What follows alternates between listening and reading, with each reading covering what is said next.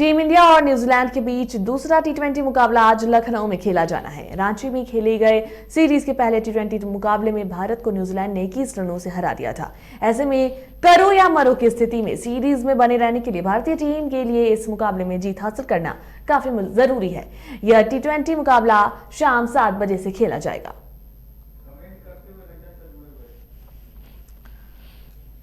और इस पर अधिक जानकारी के लिए हमारे साथ हमारे क्रिकेट एक्सपर्ट राकेश रंजन जी जुड़े हुए हैं। रंजन जी, टीम इंडिया और न्यूजीलैंड के बीच दूसरा टी20 मुकाबला जो आज लखनऊ में खेला जाना है और जो पहला मुकाबला था वो टीम इंडिया हार चुकी है, तो आज जो है टीम इंडिया के लिए करो या मरो की स्थिति होगी। और हाल में भारत को आज जीत के सिवा जो है कुछ और स्वीकार नहीं होगा। देखिए, ये मुकाबला जैसा कि मैं बार बार कह रहा हूं कि न्यूजीलैंड की टीम को आप व्हाइट बॉल में कमजोर आंक ही नहीं सकते। और जो वनडे का जो भी परिणाम आया था उसे बस एक परिणाम ही मानना होगा। उससे आप न्यूजीलैंड की टीम की शक्ति का अंदाजा नहीं लगा सकते।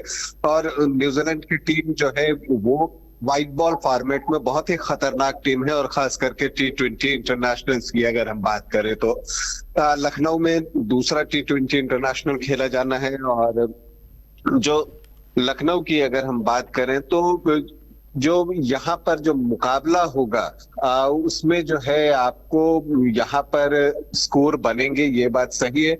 हाँ, लेकिन अगर हम रिकॉर्ड्स की बात करें तो यहाँ पहले बल्लेबाजी करने वाली टीम जो है वो ज्यादा अवसर पर जीती है। अगर हम तुलनात्मक दृष्टि से जाएं कि कौन सी टीम जो है वो बाद में जीती है, उसके आधार पर अगर हम बात करें तो जहां तक भारतीय टीम की बात है तो सबसे बड़ा सवाल है कि भारतीय टीम को जो कि यंग ब्रिगेड है, हार्दिक सेना आप इसे कह सकते हैं, तो अगर जो भारत की ये युवा टीम है इसको अपने आप को साबित करना है और दिखाना है कि ठीक है, हम विराट कोहली नहीं है, रोहित शर्मा नहीं है, जसप्रीत बुमराह नहीं है, तो उनके बिना भी हम जो है वो कमजोर नहीं है। क्योंकि इसमें के राहुल भी नहीं है, रविंद्र जडेजा नहीं है, अक्षर पटेल नहीं है, तो भारत के कई रेगुलर टी20 प्लेयर जो हैं वो नहीं है। और अब बात की जा रही है कि पैटर्न शिफ्ट किया जाए सीनियर खिलाड़ियों से यंग खिलाड़ियों की ओर, तो ये यंगिस्तान है।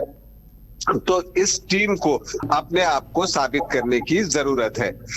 अगर हम रांची की बात करें तो रांची में भारतीय टीम से जहां चूक हुई उसमें जो पहली चूक है वो ये है कि भारतीय टीम पिच को पढ़ने में चूक गई। और जब आप पिच को पढ़ने में चूक जाते हैं तो आप प्लेइंग 11 का जो सिलेक्शन करते हैं वहां पर गड़बड़ी हो जाती है। और यही कुछ जो है वो रांची में भी हुआ था।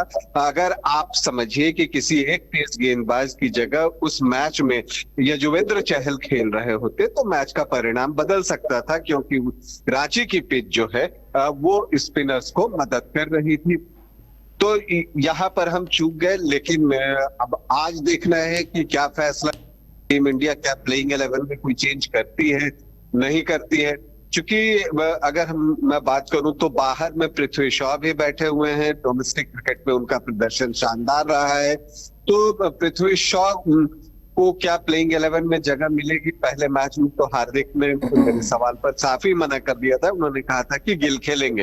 हालांकि गिल का प्रदर्शन टी20 इंटरनेशनल में जो भी मैचेस उन्होंने खेले हैं वो आशा अनुरूप नहीं रहा है। लेकिन मान लीजिए कि गिल खेलते भी हैं तो क्या राहुल त्रिपाठी की जगह पृथ्वी शॉ को प्लेइंग 11 में शामिल किया जा सकता है? ये एक बड़ा सवाल है। हालांकि अगर हम राहुल द्रविड़ की कोचिंग का ट्रैक रिकॉर्ड देखें तो वो खिलाड़ियों को इतनी जल्दी जल्दी बदलना नहीं चाहते। लेकिन समय की डिमांड है, क्योंकि अब आप और जो है इंतजार नहीं कर सकते, क्योंकि अगर आप आज हारते हैं तो आप सीरीज गंवा देते हैं। तो इसलिए भारतीय टीम जो है कुछ भी डिसीजन लेना होगा वो जल्दी लेना होगा। अर्शदीप उस लय में नहीं दिख रहे हैं पिछले कुछ समय से जो कि वो टी20 विश्व कप के दौरान दिखे थे। तो चोट से वापसी के बाद जो है उनका रिदम कहीं घुसा गया है, ओवर स्टेपिंग बहुत ज्यादा कर रहे हैं। और मॉडर्न डे क्रिकेट में, टी20 क्रिकेट में या व्हाइट बॉल क्रिकेट में अगर आप नो बॉल फेंकते हैं तो उसे आप कह सकते हैं कि वो ऑलमोस्ट एक क्राइम की तरह ही है कि अगली गेंद हिट हो जाती है और नो बॉल की कीमत जो है अर्शदीप को और टीम इंडिया को रांची में भी चुकानी पड़ी है।